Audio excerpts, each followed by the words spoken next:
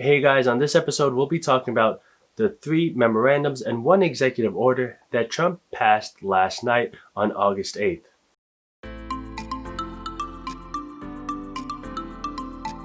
Hey guys, welcome to my channel. If you're new here, I'm Romel, and on this channel, we talk about all things related to personal finance, investing, and building wealth. We discuss mindsets, strategies, techniques, and resources to help you in your journey to build wealth. If you haven't yet, please subscribe. We produce new content every week. With a lot of people being unemployed due to the current pandemic and many small businesses having to shut down or declare bankruptcy, a lot of people are struggling in their finances. And one of the things that the government has done was added the $600 to your unemployment check to help with the economic recovery. Well, unfortunately, that $600 ended last month, and now people are wondering, what is the government doing about this? Well, if you looked at the news last night on August 8th, Trump actually passed three memorandums and one executive order regarding a lot of the coronavirus pandemic solutions. So the first one he passed that I'd like to talk about is the memorandum for the deferment of payroll taxes. If you go on whitehouse.gov, there's a section there that says deferring certain payroll tax obligations. It says here, the Secretary of the Treasury is hereby directed to use his authority pursuant to the 26 U.S.C. 7508A to defer withholding, deposit, and payment of tax imposed by 26 U.S.C. 3101A, and so much of the tax imposed by the 26 U.S.C. 3201 as is attributable to the rate in effect under 26 U.S.C. 3101A on wages or compensation as applicable paid during the period of September 1st, 2020 through December 31st, 2020, subject to the following conditions. And I think this is key. There's actually some requirements that you need to see if you are eligible for. The first one, and actually the most important, is that the deferral shall be made available with respect to any employee the amount of whose wages or compensation as applicable payable during any biweekly pay period generally is less than $4,000 calculated on a pre-tax basis, or the equivalent amount with respect to other pay periods. All right, so this is huge. You're not going to have to pay any payroll taxes, and one of the things you should know is that there is a limit. So you have to be making $4,000 biweekly and under for this to affect you. The other thing to know is that this deferment does take place between September 1st and December 31st. So this doesn't kick in right away. Since we're in the middle of August, you're going to have to wait until September for this to take into effect. One thing that I saw was on a Forbes article. It actually goes into detail of what this payroll tax is. So Payroll Tax Holiday, the payroll tax refers to FICA, which stands for Federal Insurance Contributions Act, and it has two parts, Social Security and Medicare. Payroll tax is deducted from your paycheck to cover those two programs. For Social Security, you pay 6.2% of your earnings up to what is known as the Social Security wage base. The Social Security wage base is $137,700 for 2020. So if you earn $100,000 in 2020, you would pay $6,200 into your Social Security. For Medicaid, you pay 1.45% of your earnings, but there's no limit.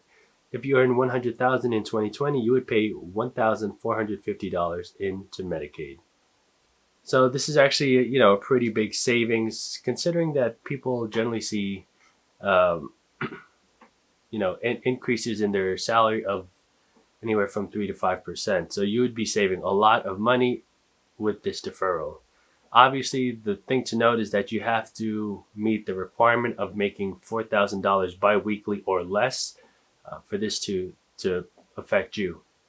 Another thing that he said in his press conference yesterday was that although right now it's a deferral, if he gets elected, he wants to eliminate this payroll tax completely, which is a huge savings, but also, it begs the question as to what happens with Social Security for the youth of the nation.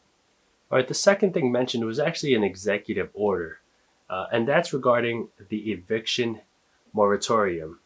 So there was actually a moratorium that was created by the CARES Act, which expired at the end of July, which protected renters who were in buildings that had mortgages secured by the federal government. With this executive order, they actually extend the eviction moratorium to December 15th.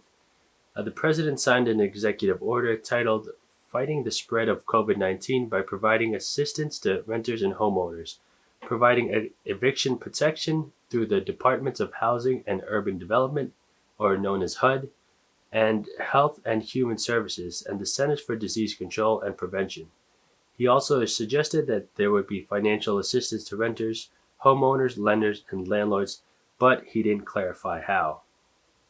If you actually go on the whitehouse.gov website, you can see this executive order and the details behind it. When you go in section 2 under policy, it says it's the policy of the U.S. government to minimize to the greatest extent possible residential evictions and foreclosures during the ongoing COVID-19 national emergency. I think one of the most impactful of these orders is going to be this enhanced unemployment benefits. And if you guys have been looking at this, the CARES Act actually provided $600 per week federal unemployment benefit, which actually ended last month. So now that this has ended, people are looking to see if the government was going to issue any sort of update to this package. And Trump responded with another memorandum. The president signed an executive memorandum titled the Memorandum on Authorizing the Other Needs Assistance Program for Major Disaster Declarations related to Corona Disease 2019 that would give $400 per week and enhanced federal unemployment benefits through December 27th. And the last thing regarding the announcement last night was the memorandum regarding student loan repayment. The CARES Act put federal student loans into administrative forbearance with an interest rate of 0% through September 30th. With September 30th quickly approaching, a lot of people were wondering what was going to happen to this. With the federal memorandum that got issued, they're actually extending this deferment until December 31st. So this is going to go on until the end of the year. All right, so let's just sum this up so you guys have quick bullet points on the things that were talked about. All right, so deferment of payroll tax was from September 1st to December 31st. The eviction memorandum was until December 15th. Enhanced unemployment benefits, which was the $400 that you'd get every week on top of your unemployment check, would be until December 27th. And then last but not least was the extension of the student loan repayment or forbearance until the end of the year. All right, guys, that's a quick recap. I know a lot of people are feeling the economic effects of the coronavirus and, the hit we've taken on the job market. If you look at some of the statistics, it is look like it's getting better. However, I know some people personally that were affected and are still looking for gainful employment. So I wish you all the best. I know this is just a small step in helping us recover, both economically and financially. But me personally, I do have student loans, so that student loan deferment does help. It allows me to pay my principal a lot quicker and not have to worry about, all the interest that's going to compound. All right, guys, that's all I have for this video. Hopefully you got some use out of it. I'll leave links to the articles that I'm referencing in the description down below. I think it's important for you guys to see, one, the news articles or news outlets that I'm referencing, but two, and more importantly, what the government is saying about this. So a lot of articles on the news don't really go back and refer to the government websites that they're getting their information from. I think it's important to be very clear and transparent when giving you this information. All right, guys, please like and comment down below. I love the engagement and I reply to all the comments, so feel free to stop by and say hi. All right, guys, please subscribe if you haven't. We produce new content every week. And if you know someone that would get some value out of this information and out of this video, go ahead and send this to them so they could see, a quick summary of what happened this weekend. If you'd like to connect with me on other social media platforms such as Facebook, Instagram, or Twitter, I'll leave links in the description down below as well. As always, guys, thank you guys for watching. I really appreciate your time, and I'll see you on the next one.